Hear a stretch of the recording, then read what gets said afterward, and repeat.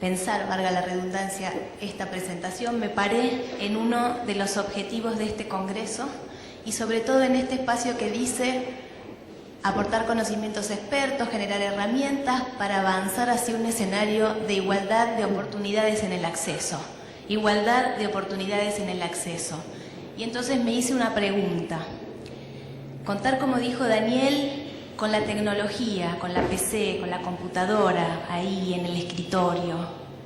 Contar, como nos explicó Pilar, con un montón de elementos de tecnología adaptativa para poder pensar exclusivamente en cada uno de nuestros alumnos cuál es la necesidad particular que este alumno tiene para poder acceder al uso de la PC. Y me pregunto, ¿estas cuestiones solas alcanzan para garantizar la igualdad de oportunidades en el acceso y por lo tanto lograr una mayor calidad de la educación? ¿Es suficiente? Y entonces, bueno, me traje algunos expertos que nos ayuden a pensar en esta cuestión. Les voy a presentar la opinión del doctor Plebs.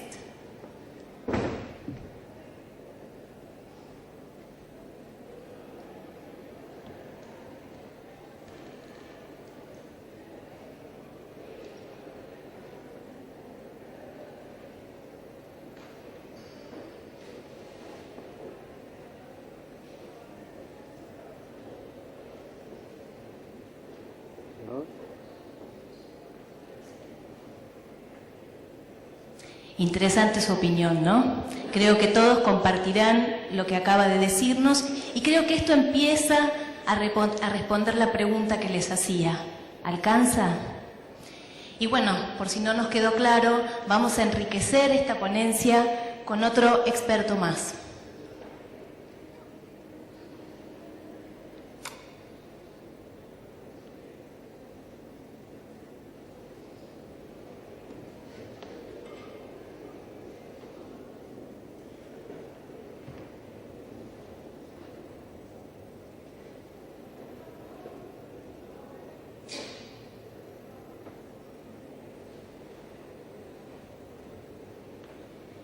También muy interesante su exposición.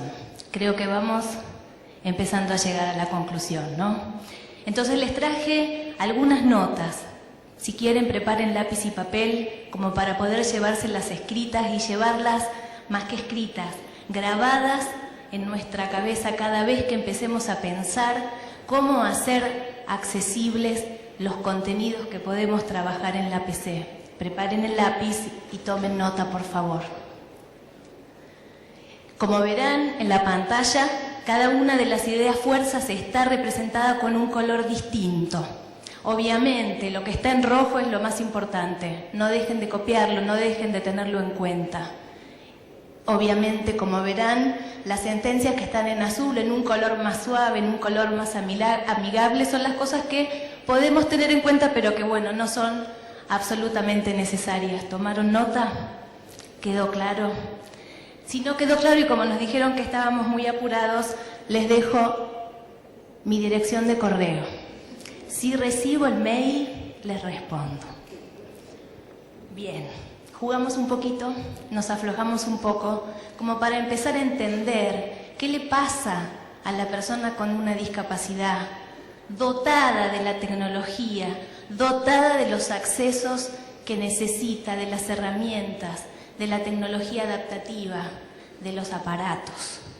Cuando nosotros, los responsables de producir los contenidos, cuando los otros, en otras aulas, en otras escuelas, en donde no hay personas con discapacidad, piensan esos contenidos sin pensar en un alumno que no conocemos, en un alumno al que no conocemos sus necesidades.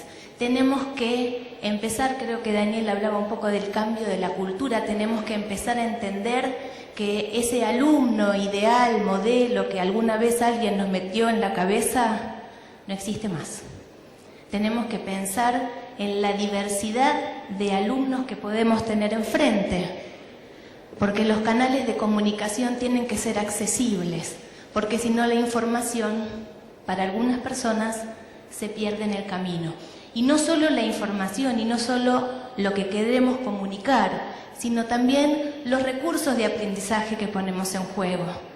Antes de poner en juego un recurso de aprendizaje usando la PC, nos tenemos que hacer esta pregunta. ¿Es el recurso para el aprendizaje digital que elegí accesible a todos y todas los estudiantes? Y ustedes me podrán decir, bueno, yo trabajo en la escuela especial, trabajo con alumnos con una discapacidad auditiva, ¿para qué me voy a poner a pensar en eso que dijo Pilar de los lectores de pantalla? Y bueno, porque vamos a hacer que nuestros alumnos con una discapacidad auditiva se pierdan la oportunidad de participar en este juego que nos abre la web 2.0 y sobre todo en este juego que nos abre todas las configuraciones posibles para usar la computadora portátil en el aula.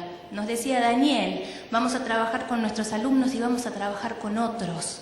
Entonces aún a nuestros alumnos con una X discapacidad tenemos que enseñarles a pensar cuáles son las necesidades de esos otros alumnos para que puedan trabajar en red, para que puedan trabajar generando experiencias de trabajo colaborativo. Y no es muy complicado de pensar. Vuelvo a insistir, lo que tenemos que romper es esa imagen de ese alumno ideal que creemos está ahí del otro lado. Y Daniel también hablaba de esta situación particular que nos trae la PC que el alumno se lleva a casa. ¿Por qué no pensar que tal vez un alumno de escuela secundaria que no tiene ninguna discapacidad, cuando llega a casa, no sé, tiene a su mamá sorda o a su papá no vidente? ¿Y por qué no empezar a enseñarle a usar estas herramientas? Porque también el día de mañana puede ser que trabaje con un compañero ciego en el lugar de trabajo y está bueno que todos empecemos a pensar en todos. Entonces, estamos hablando de que los cambios importantes que causan las tecnologías no son por la tecnología misma, sino por el cambio de ideas, por el cambio de las prácticas, por el cambio de la cultura. Porque la escuela, y esta escuela inclusiva a la que todos aspiramos, nos tiene que invitar a repensar nuestra cultura, a repensar las políticas y a partir de ahí repensar nuestras prácticas.